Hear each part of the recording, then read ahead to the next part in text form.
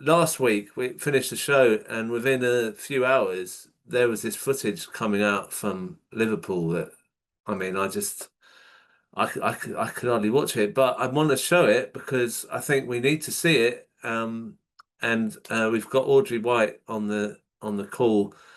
I'll just show you the footage. This is from Liverpool last week.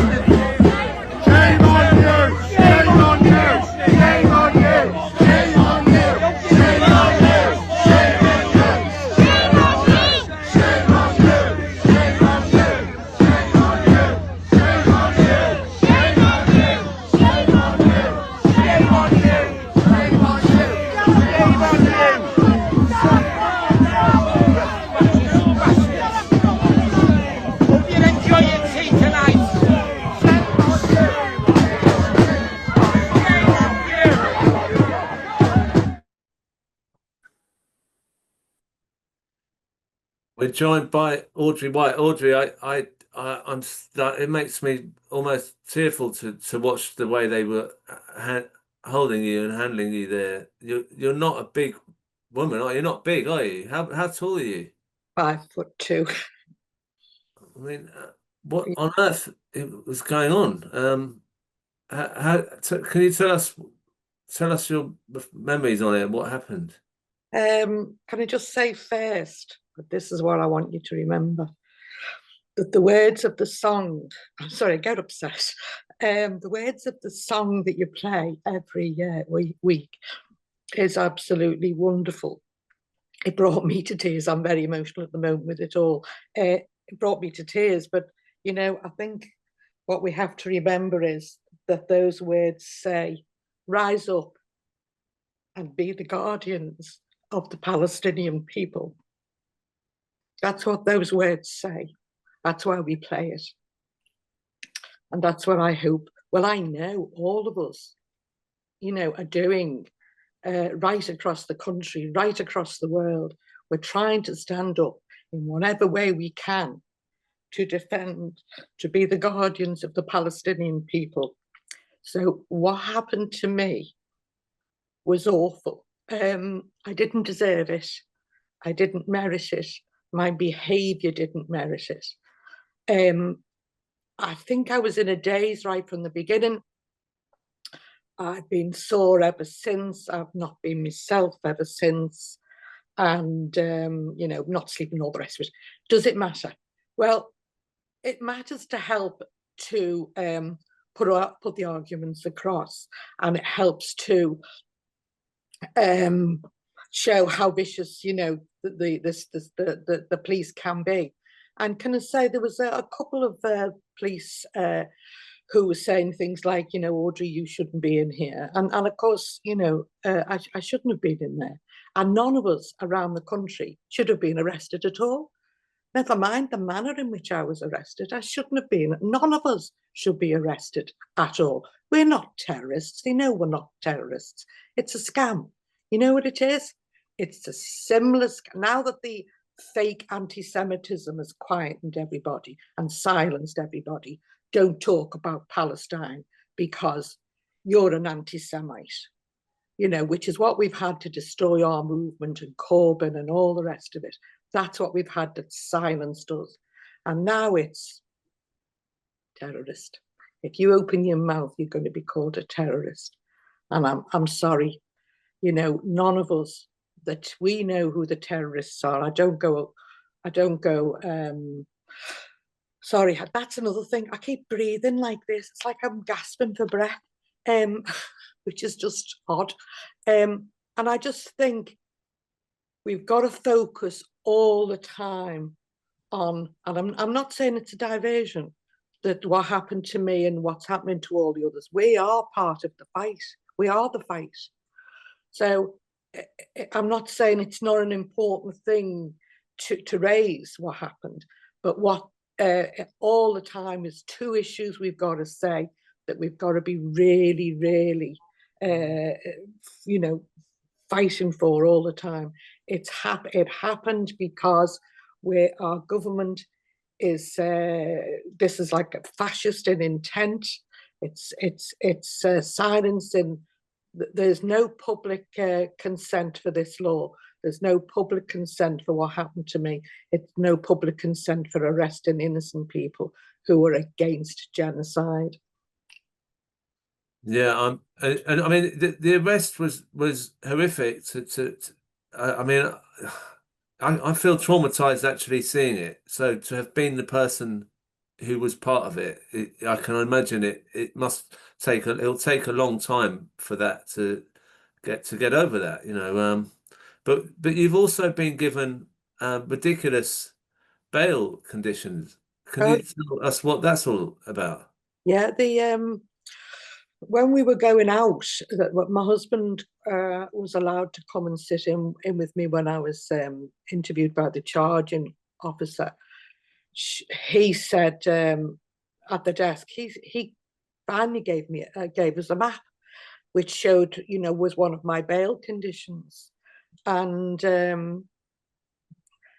my husband said, "Oh, we live there," you know, and he showed them we lived in the area where I'm not allowed to go, you know, under threat of arrest. And none of this is done lightly towards you, you know, in the police station. It's not all just going through the motions. It's done in a heavy-handed, you know, threatening way. You know, I'm allowed, yeah, well, no, you don't, Audrey, you live in this area. I said, no, I don't, I live there. My husband pointed out, you know, he said, that's where we live. They went away and they checked it and they said, no, you don't live there. You live somewhere else out of the area. And he told them 5 times, Crispin, honestly, 5 times. And they said, well, look, you can go to the hospital, you can go to your doctor, you can go blah, blah, only if you've got appointments. But if you go into a shop, you will be arrested.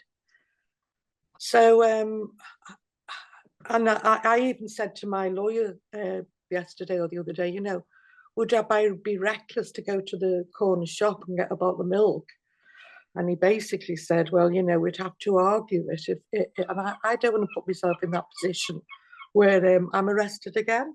I really don't. But, you know, I'm not for a bottle of milk, not for a bottle of milk. But can I just say this one thing? And if you want to compare, if you want to look at what's happening to all of us, is we have to go back to Nazi Germany and imagine a group of people, maybe they're called the White Rose organization, or just a group of people, a small organization who go to you know, a factory, say a factory that produces gas, and that gas is being used in the gas chambers, and these people are very peaceful. So even though there's a genocide going on, and they pick up a pot of paint, or and God help us if they even decide to, you know, smash up the factory to stop that being used, you know, who supply the gas. What would Hitler do? Well, you know what Hitler would do? He'd prescribe that organization, wouldn't he? And he would come along, and anyone who supported that organization would probably be beaten up or whatever and arrested, you know, for breaking the law. So that's where we are, isn't it? That's where we are. So what are we going to do about it, basically? I'm not telling anybody what to do. I wouldn't dream of it. I'd be breaking my bail conditions. But at the end of the day, there's an event, isn't there, apparently, and I'd like to hear more about it in August. So, you know, do what you want. But I say we should all be guardians of the Palestinian children. And well, look, Audrey, look, I think it's been incredible for you to come on here and speak about what happened, everyone's sending you support, and I think you're an inspiration to us all. And you know, Well, I've got Graham Bash on the call here as well. He said he wanted to say something. I mean, he's been arrested as well. I don't know which one of you's more senior, but we can find out. Graham, how you doing? I'm doing pretty well, actually. Getting out and about a bit for the first time in about 2 or 3 years. So yeah, I'm good. And what do you think about what happened to Audrey? I'm just totally shocked. I'm so sorry, Audrey. I had it very easy in comparison. That's all I can say. So good on you. You're an inspiration to us all. as are you, comrade, honest to God. What, for you to be treated the way, well, for anybody to be treated, that young girl, young person, Billy, who was arrested with me. I mean, have you seen the way he was treated? It's terrible. It was over the top. None of them had to do any of this. And the police, were responsible for their actions as well. And I just think, because we can't smell the blood, we can see the videos, we can smell the blood. We can't smell the blood. We can't smell the stench of the dead bodies. Imagine what Harold Pinter would be writing about this situation. We're not seeing when we're seeing the videos briefly. Maybe we inundate ourselves with them to keep fighting. But to be honest with you, it can be nothing like the reality, can it? And the world's rising up. The world is rising up, and I'm over the moon about the new party. Couldn't. Right, we're going to talk about that as well. Sorry, I'm not going to say anything. Oh no, it's all right. Thank everybody before I go off. Can I just thank everybody? I mean, it's from America, from Honduras, from New Zealand, from every country, seeing what happened, seeing what's happening to the likes of Graham and all those heroic people. I'm proud to be alongside them, and hope everybody, you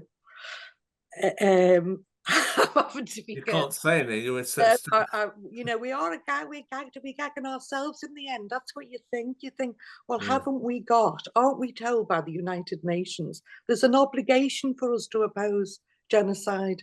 Aren't we told that? We are, aren't we?